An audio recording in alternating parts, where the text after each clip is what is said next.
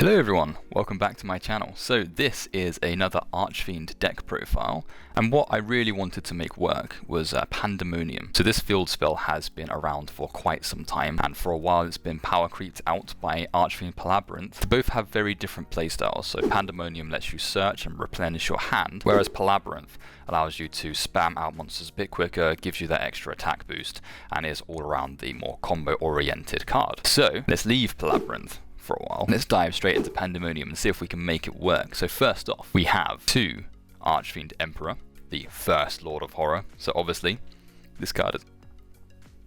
We play two Archfiend Emperor, and this is because it can normal summon itself with ease. It has 1500 attack when it does so, but the neat thing about this card is that you can banish one Archfiend card from your hand or grave to target a card on the field and destroy it. So great card for quick spot removal. And also with Pandemonium on the field, once it gets destroyed, you get a free search off of it. Or if you have Commander, then you can destroy Emperor, still maintain your field presence, but also get a Pandemonium search right off the bat. Then we play one Archfiend Empress, so it's really good just to have these two in combination with one another. Empress allows you to maintain your field presence. It also has that protection in there that you don't really use, but it's there, it's a nice addition. It works fairly well with the Dark Spirit of Banishment card, and all around it's a great support for Archfiends. Moving on from Empress, we play two Archfiend Commander. So Archfiend Commander has the ability where you target an Archfiend card that you control and destroy it, and that way you can special summon itself to the field. Unfortunately, it can't attack the turn that you do that, but that's not too bad. So the reason why we have this is to get, of course, the Pandemonium effects.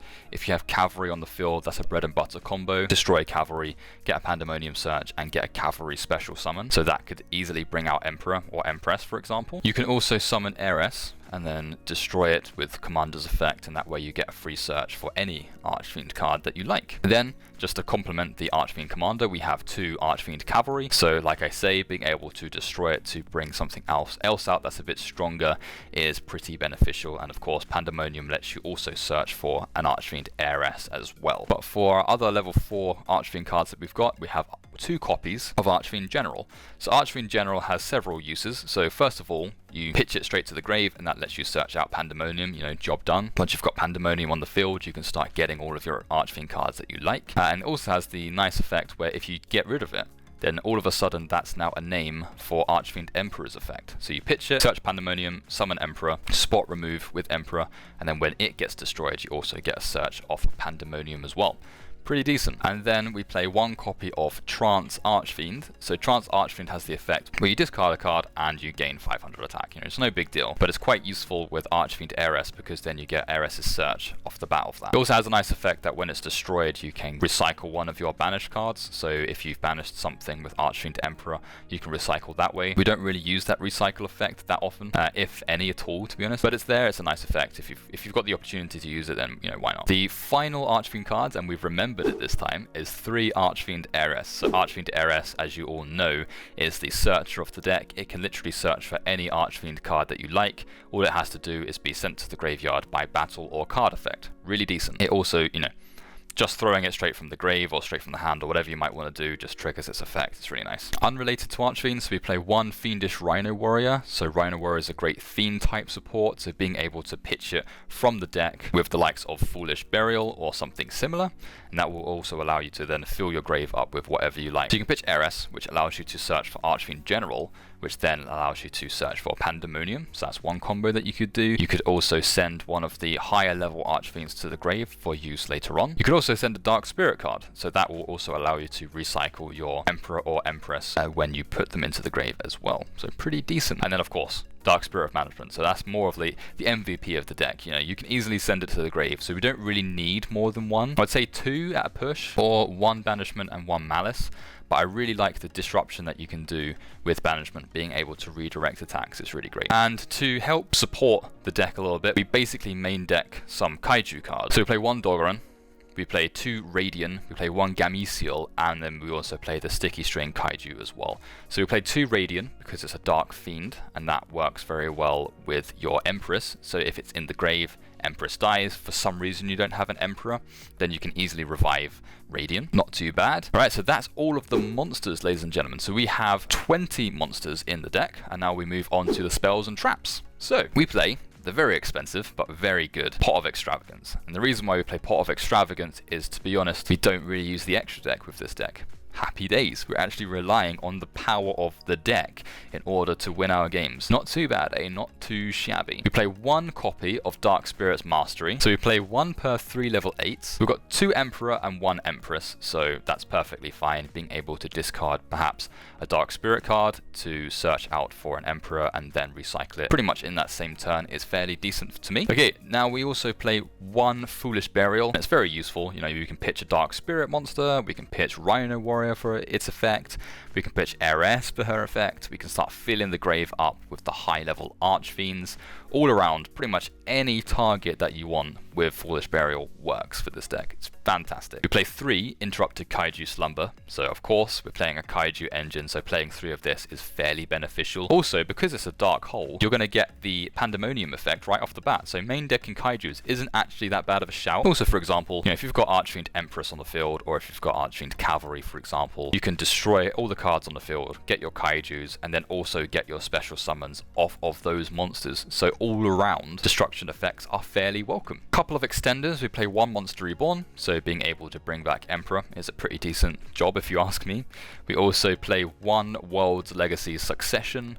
You could probably change this, so you can link summon into Master King, right? And then that way you get 2 slots to summon something else. It isn't really used that much, so you could change this, maybe chuck in an extra Archfiend's Roar, chuck in whatever you might want that would boost the consistency of the deck. We play 1 Super Polymerization, fairly decent, so getting rid of Dragoon. No one likes Dragoon. Getting rid of any problem card that you might face, so lots of boards these days tend to go into the classic unbreakable board, you know, Appaloosa, King of All Calamities, that sort of thing, making sure that your opponent simply can't do anything. So Super Poly will just run straight over that. They can't activate anything in response to it. Get the job done, ladies and gentlemen. Play 1 Falling Down, right? It's the MVP of the deck. I think a few cards to the MVPs of the deck, right?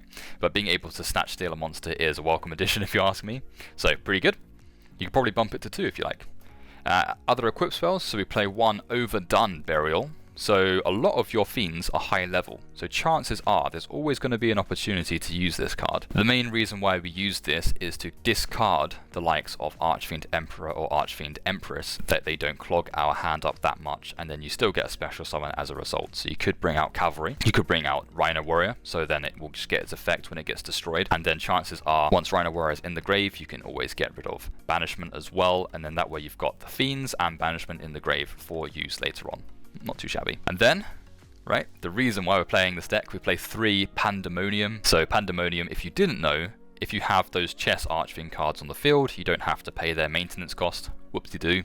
Also works for Master King Archfiend, by the way, just throwing that out there. But also, if an Archfiend card, each time an Archfiend monster gets destroyed by a card effect, so not by battle unfortunately, but by card effect, then you get to search for an Archfiend monster that has a level less than the one that was destroyed. So Archfiend Emperor being level 8, search for anything level 7 and below, which is basically everything else in the deck. You can summon Cavalry, use Commander, destroy Cavalry, Pandemonium then lets you search for Archfiend Heiress. All around, it's fairly good for maintaining your hand advantage with pretty much an unlimited supply of Archfiend monsters that you need. And then the final 2 spells of the deck, right? So these are kind of like tech cards. You could probably sub these for something else, but they're quite useful. So 1 Void Apocalypse. We've used this in other Archfiend decks in the past, so being able to discard a card and then send a monster straight from your deck to the grave. This could be Rhino Warrior, right? So being able to get its effect to send whatever you like. This could be the high level fiends. It could be just the thing you need to get rid of Banishment, for example, to then recycle it later. So all in all, it's a 2nd Foolish Burial. And then the second spicy tech of this deck, ladies and gentlemen, hold on to your seats. We have 1 copy of Mech Lord Assembly. So if you didn't know what Mech Lord Assembly does, apart from all the Mech Lord parts of the effect, we'll just ignore that for a second, right? What you can do, discard a card, target 1 monster you control and destroy it. And you're thinking, well, hang on a minute, we're getting rid of all of our advantage here. But let me tell you, if you've got Pandemonium on the field, you could discard Archfiend Empress. If you've got Cavalry on the field, you destroy Cavalry with Mech Lord Assembly's effect, special summoning the Empress that you just discarded. And, why not? Pandemonium's effect lets you search, so you haven't really lost any advantage, have you? You could also discard Rhino Warrior, destroy heiress or destroy cavalry or emperor, whatever you might want to do. Pretty much what it does is lets you destroy cards faster than what your deck can currently handle. It's a once per turn Archfiend commander, pretty much on steroids, right? So long as you've got a card in your hand, which through Pandemonium you pretty much always have. And then finally for the traps, play one Archfiend's Roar, so that helps in a pitch. So it's searchable through heiress, it's a 1-turn monster reborn. Unfortunately, the card gets destroyed at the end of the turn. If you have Archfiend Cavalry, then that will get destroyed and replenish itself. You could get Archfiend's Empress, which also lets her replenish with a different monster as well. So all in all, it's still a fairly decent card, and if anything, you can stall, summon out an heiress, and then get her effect to set you up for next turn. And then we play one Call of the Archfiend, searchable through heiress. Brilliant card, discard a card, summon a monster from the grave, and that discard isn't for cost, so you can get rid of heiress that you just searched through Pandemonium, and that allows you to get her effect whilst also maintaining your field presence through the likes of Empress or Emperor or even Radiant, right? So we're playing that card, level 7, still fine. Anything that's level 5 or higher. Right, so 40 cards in the main deck. We have 20 monsters and then we have 20 spells and traps. So moving on to the extra deck, we have some cards that we use, some cards that we don't. It's mainly filler for extravagance really, but we play 3 Starving Venom Fusion Dragon, so this helps with super polymerization, and then we also play, because of Dragoon, right, Predaplant Dragostapelia. Pretty decent card. It has a once per turn skill drain effect on one of their monsters, so that can be more useful than Starving Venom. It just depends on the situation at the time. In terms of Exceed monsters, so we play 1 Utopia Beyond, because we play 2 commanders, so being able to go into a rank 6 helps. And then we also play Archfiend's Ascent as well, just in case we need an extra name on the field, and we've got 2 commanders sitting there,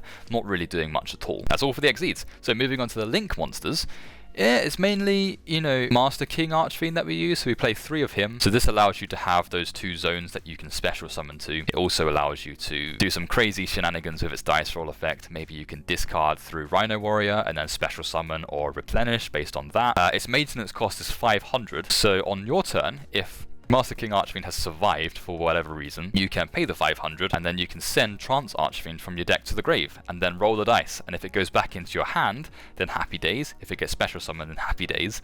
If it goes back into the deck, well, you haven't really lost anything, so it's okay. 3 Master King. We play 1 Beat Cop of the Underworld, so this card actually is fairly decent. If you bring this onto the field and then tribute it, you can then protect your Empress from harm. So that's 1 protection, and then when it's gone, it will replenish itself. So it actually does become quite oppressive with it. So, you know, something to think about. Play 1 Cherubini, so this is useful for extra pitching, but to be honest, we don't really use the extra deck, so if you summon this, then great. It's a bit more of a win more card at this point in time, so you can always change it for something else. Play 1 Predaplant. Have you noticed that we don't play Dragoon in this deck? So you could play Dragoon if you wanted, if you took out some of the tech cards, or just keep this card sort of waiting in the wings just in case you want to use it for super polymerization. So in a pinch can be fairly useful. Play 1 Salamangreat Almirage, so this can be useful if you've summoned Heiress and then you get rid of it, summon Almirage, and then Wild's Legacy Succession it back onto the field, if that sort of thing is what you're into. And then finally we play 1 Access Code Talker. You know, being able to spam monsters onto the field isn't too much of a stretch in this deck, so you could go into Access Code. And then we also play Topologic Bomber Dragon as well, just because it has that effect where it nukes the field, which then benefits Pandemonium, benefits all of your Archfiend cards effectively. So there you have it, ladies and gentlemen. This is my Pandemonium build for 2020. What I will say is that because we don't play any hand traps, right, we main deck Kaijus, then it's definitely a going second deck, and it's kind of hard figuring out if it's even rogue ready, you know, because of that fact. So you could go up against some of the stronger decks and you could win, but for now let's keep it off meta and see where it takes us. But I've been having a lot of success with it, and I've been having a lot of fun. It's super consistent, you know, is what it is. So there you have it. So if you enjoyed this video, please give it a like and subscribe if you want to see more Archfiend related duels, reviews, combos, that sort of thing. Feel free to have a browse of the channel as well. And if you want to keep notified of all the updates that I do, then you can always follow my Twitter and also hit the bell icon as well so that you get notified when new videos are released. So there you have it, ladies and gentlemen. Until next time, I'll see you around.